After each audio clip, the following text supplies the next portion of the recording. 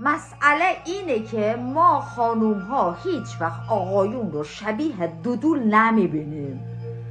آقایون برای ما حکم واریزی داره، حکم کارت بانکی، حکم موجودی حساب. میدونه هرچی شما موجودی حسابت کلوفتر باشه، دودولت برای ما کلوفتر دیده میشه. میدونه ارتباط ما با دودول اینجوریه که اوضاع هرچی خطرناکتر، همه چی هرچی داغونتر، هرچی زشتر، نمیدونم بهش میگیم حاجی چقدر کیریه. بفرما خیلی کیریه. ارتباط خانم‌ها با دودول میدونید اینو نگاه چقدر کیریه. مثلا تنها ارتباط ما با خانم‌ها، ما تو جاهای خیلی بد ازش استفاده میکنیم، ولی کس اینجوری نیستش که خار کسه.